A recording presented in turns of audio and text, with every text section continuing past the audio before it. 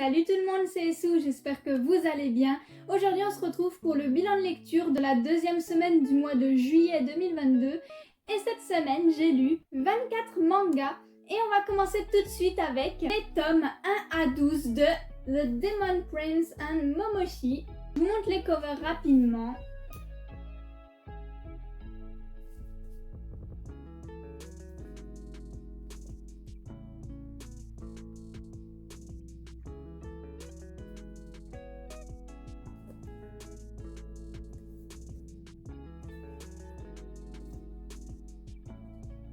Voilà, alors je vous mets le résumé du tome juste ici. C'est édité chez Soleil le 18 juin 2014. C'est un shoujo et c'est terminé en 16 tomes. Donc il m'en reste plus beaucoup. Je vais d'ailleurs me dépêcher de me commander la suite et fin parce que j'ai bien apprécié ces 12 premiers tomes. Au départ, l'histoire me faisait un petit peu penser à Divine Nanami. C'est une œuvre que j'aime beaucoup. J'avais commencé avec l'anime, j'avais adoré et du coup voilà, j'ai l'intégrale en manga. En fait, il n'y a vraiment aucun rapport entre les deux œuvres. Elles sont complètement différentes l'une de l'autre. Et bien heureusement et franchement, et bien écoutez, j'ai adoré. J'ai trouvé voilà, le récit plutôt original, vraiment intéressant. Il y a de l'action, les personnages sont vraiment attachants, ils ont tous un petit caractère bien trempé.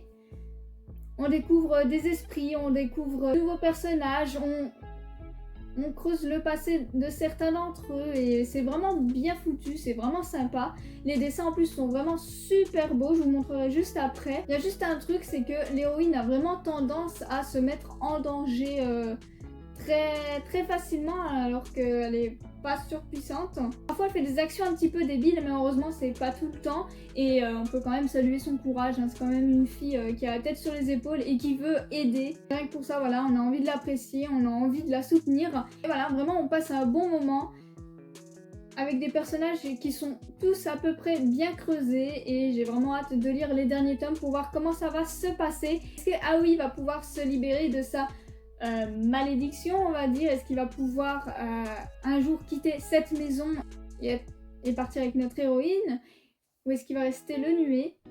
Et comment voilà, ça va évoluer avec notre héroïne. En tout cas, leur relation a bien évolué, elle s'est faite doucement mais sûrement et c'est vraiment cool. Il y a juste quand même certains personnages qui restent un petit peu dans le flou.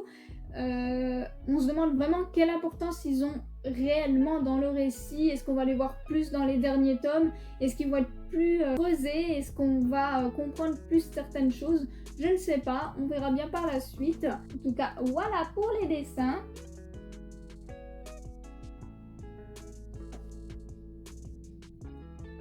On passe ensuite à une autre œuvre qui est Pray for Love. Alors, je vous montre les covers rapidement.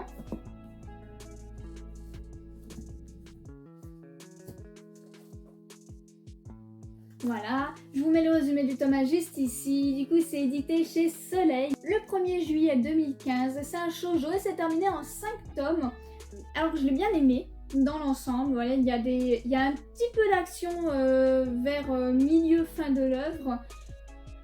Les relations évoluent plutôt bien, même si la divinité qui sort avec notre héroïne est parfois un petit peu lourd. Des personnages quand même hauts en couleur, on passe un bon moment. Il y a juste le fait que cette divinité...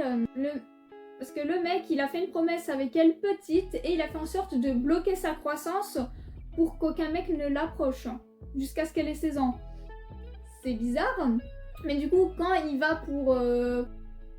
pour la chouchouter et pour l'embrasser alors qu'elle est sous sa forme d'enfant, j'ai envie de dire, et qu'il lui dit qu'il l'aime, qu'importe sa forme, je comprends le message. Je comprends le message de dire que qu'importe comment elle est, voilà, il l'aime, c'est la personne qu'elle est au fond d'elle qu'il aime.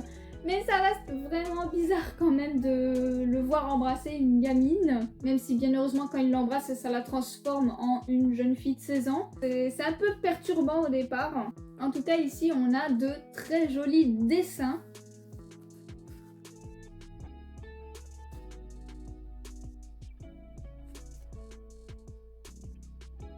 Certains personnages sont quand même un petit peu mis en retrait tout de même, c'est un petit peu dommage. Mais dans l'ensemble, ça reste très cool. On a des personnages vraiment intéressants, avec une petite évolution Au niveau des relations, on s'attache finalement à nos deux protagonistes principaux, ils vont vraiment bien ensemble hein, finalement, et c'est sympa, et vraiment notre héroïne, on découvre un petit peu son passé, et on a un petit peu de peine pour elle parce qu'elle se retrouve vraiment toute seule, orpheline, et on peut voir à quel point elle aimait voilà, son grand-père, et c'est vraiment touchant. Vraiment, ils nous ont fait une héroïne très attachante et c'est vraiment cool. C'est pas le shoujo de l'année, mais on passe un bon moment quand même. On passe ensuite à un manga de la même auteure, c'est Legendary Love. Alors, je vous montre les covers.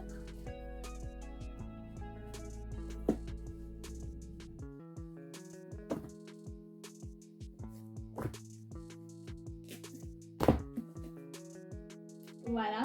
Je vous mets le résumé du tome 1 juste ici. C'est édité du coup chez Soleil. Le 2 mai 2018, c'est un shoujo et c'est terminé en 6 tomes. Et cette œuvre du coup a été faite après Pray for Love. Et franchement ça se remarque. Voilà, Pray for Love c'est sympa mais sans plus. Alors que Legendary Love, je trouve qu'il y a plus de travail. Niveau histoire, c'est vachement plus intéressant, assez original. Les personnages ont une belle évolution. Alors au départ, j'avais du mal avec le tome 1, juste à cause du Taikobo. Du coup, en fait, c'est lui. Et donc voilà, notre héroïne va finir avec lui. Hein, c'est pour mettre les choses dans l'ordre, mais voilà, ce personnage au départ, il est assez insupportable, assez feignant, assez chiant en fait. On n'a pas envie de s'attarder sur lui au départ parce que vraiment il est chiant. Mais heureusement, au fur et à mesure de l'histoire, il va vraiment avoir une évolution incroyable. Il va se sortir un peu les doigts de derrière et on va aussi creuser le passé de ce personnage et de certains d'autres. Plus tard, et c'est vraiment cool. Du coup on finit par s'attacher à tout ce petit monde et notre héroïne est vraiment forte pour le coup, mentalement comme physiquement, et elle va faire équipe avec ce Taikobo pour changer certains destins et c'est vraiment top. L'histoire est remplie d'action et de retournement de situation, on va dire, et c'est vraiment bon, on s'ennuie pas. J'ai passé un excellent moment devant cette lecture. Et au niveau des dessins, et ben, c'est comme Pray for Love, hein, c'est vraiment très bon.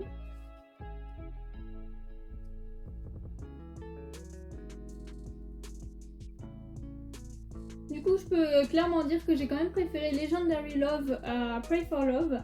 Mais je suis quand même contente d'avoir les deux séries dans la collection. Et pour terminer avec ce bilan lecture de la semaine, j'ai lu le one-shot La Traversée du Temps. Je vous mets le résumé juste ici. C'est édité chez Kazé le 10 janvier 2008. C'est un shonen et c'est un one-shot. Alors, j'ai pas vu le film parce qu'il y a un film, il me semble. Mais j'avais envie de lire ce one-shot. Voilà, je l'ai trouvé d'occasion et je me suis dit pourquoi pas.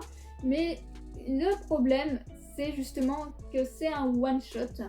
Et je pense qu'il aurait peut-être fallu un autre tome ou un troisième, je ne sais pas, pour vraiment mieux évoluer la relation entre certains personnages, où je trouve que dans le manga en tout cas, ça a l'air de sortir un peu de nulle part. Ou en tout cas, c'est assez extérieur à nous, on ne s'est pas suffisamment rendu compte de l'évolution de certains sentiments parce qu'on n'a pas été suffisamment présent avec eux pour le remarquer et pour voir ce lien évoluer. Donc c'est un petit peu dommage parce que je pense que dans le film ça doit être un petit peu mieux travaillé. Il faudra que je le regarde à l'occasion. L'histoire est cool, l'histoire est vraiment sympa. Elle est bien foutue, hein, mais la fin aussi me laisse un petit peu perplexe. Ça semble un petit peu brouillon. Après, je sais pas encore une fois si c'est à cause du manga et si c'est mieux retranscrit dans le film. Il faudra que je regarde encore une fois. Mais voilà, c'est vrai que j'ai passé un bon moment. C'est se lire tout seul, hein, vraiment le one-shot il se lit super vite. Je pense que cette adaptation n'est pas aussi bonne que le film, je pense. C'est dommage parce qu'on a vraiment une histoire très sympa, bien construite hein, de base. Et les personnages sont plutôt intéressants et plutôt attachants au fur et à mesure de la lecture. Et on voit bien que du coup, jouer avec le temps, ça a des conséquences. Et à la fin, on se retrouve quand même avec un petit pincement au cœur. et avec beaucoup de questions au final. On a une fin assez ouverte et j'aimerais vraiment voir le film pour voir un petit peu ce que ça donne et comment c'est travaillé dans celui-ci. Je le regarderai très prochainement, je pense.